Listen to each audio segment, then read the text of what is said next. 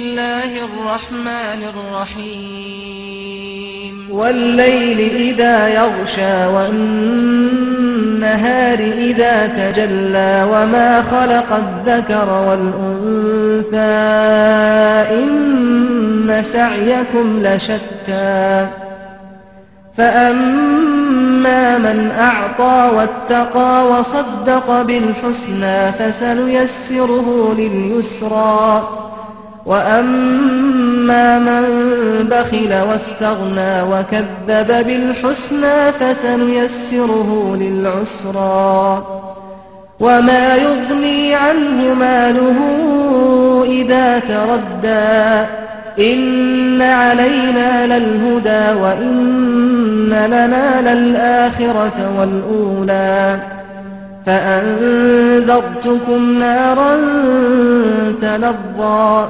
لا يصلاها إلا الأشقى الذي كذب وتولى وسيجنبها الأتقى الذي يؤتي ماله يتزكى وما لأحد عنده من نعمة تجزى إلا ابتغاء وجه ربه الأعلى ولسوف يرضى.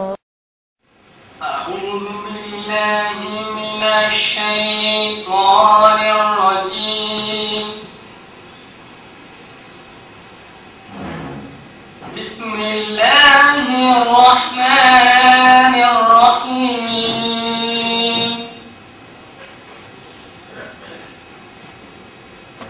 واعتصموا بحبل الله جميعا ولا تفرقوا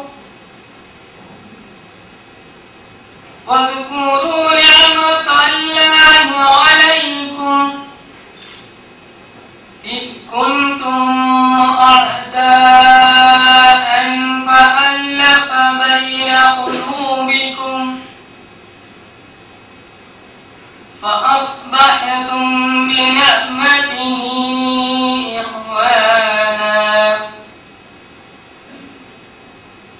وكنتم على شفا حفرة من النار فأنقذكم منها كذلك يبين الله لكم آياته لعلكم تهتدون. ولتكن منكم أمة يدعون إلى الخير ويأمرون بالمعروف وينهون عن المنكر وأولئك هم المفلحون. ولا تكونوا كالذين تفرقوا واختلفوا من بعد ما جاءهم البينات وأولئك لهم عذاب عظيم.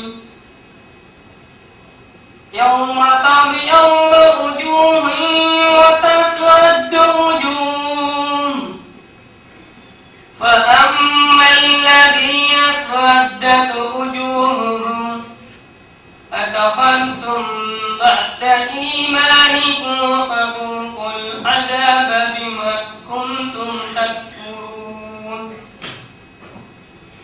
وأما الذين ابيضت وجوههم ففي رحمة الله هم فيها خالدون.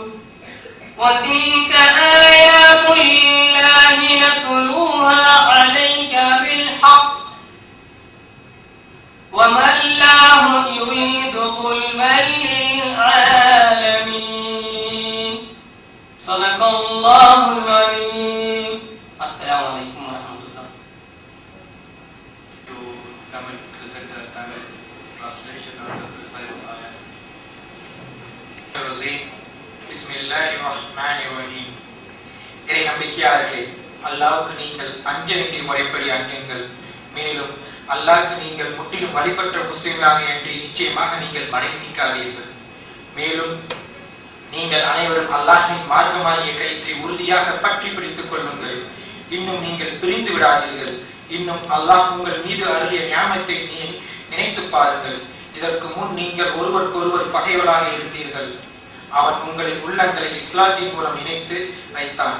ஆகவே அவனது அருளை கொண்டு நீங்கள் சகோதரராகி இருந்தீர்கள். இன்னும் நீங்கள் நரக குழியின் விளிம்பில் இருந்தீர்கள். அதிலிருந்து அவன் உங்களை காப்பாற்றினான். நீங்கள் நேர்வழி பெற்றிடும் பொருட்டு அல்லாஹ் தனது வசனங்களை இவ்வாறு தெளிவுபடுத்துகின்றார். முக்மீன்களே, உங்களில் ஒரு குழுவினர் மனிதர்களின் நன்மையின்பால் அழைத்தும் நலமானவற்றை ஏவியும் தீமைவற்றை விட்டு தடுத்துக் கொண்டிருப்பவர்களாக இருக்கட்டும். அவர்களே வெற்றியாளர்கள்.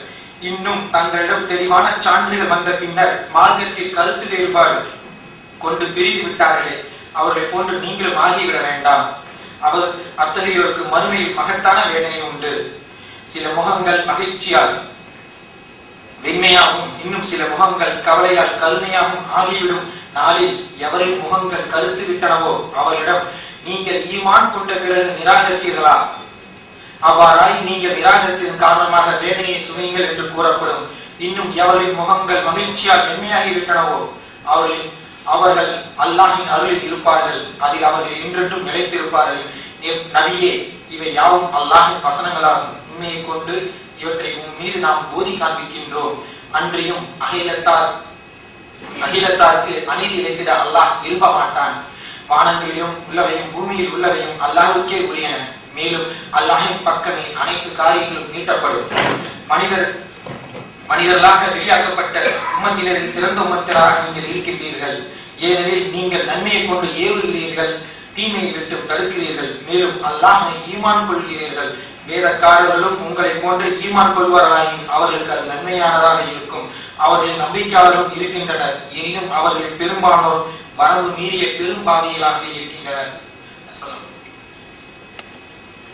To briefly introduce myself, I am Mohammed Javed. I am an IT professional working as a business analyst in IBM. And alhamdulillah, we are working in this forum presented by Muslim Intellectual Forum. I think it's a pretty good idea to present slightly about the motive and directions that Muslim Intellectual Forum has been taking. Muslim Intellectual Forum is an all-India non-profit organization. We at MIF, that is the acronym of Muslim Intellectual Forum, seeks to find a common platform to discuss a number of vital issues facing the Muslim Ummah. There has been and are massive campaigns by media attacking Islam, labeling it as backward and creating a phobia among the masses. As a responsibility, we at MIF aim at correcting this thought and misinformation and present the true picture of Islam, which came to solve the problems of mankind and lead the humanity from darkness to light. It is our unflinching belief that the Islamic system, encompassing ruling, economics, judiciary, social, etc., were good 1400 years ago and are as relevant today. We need to look at it with a renewed confidence, and this firm belief can come only if we see Islam intellectually. MIF aims at complete revival and it isn't a reformation of the Ummah. Prophet Muhammad sallallahu alaihi wasallam did not give us an Islam of ibadat alone. He gave us a very complete code of life. Therefore, we at MIF would like to discuss practical issues that we all can relate to in our lives.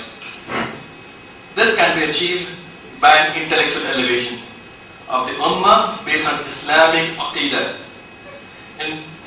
In present, we are in pursuit of this MIF, which is holding a spectrum of activities across the countries, such as open circles, seminars, conferences, etc.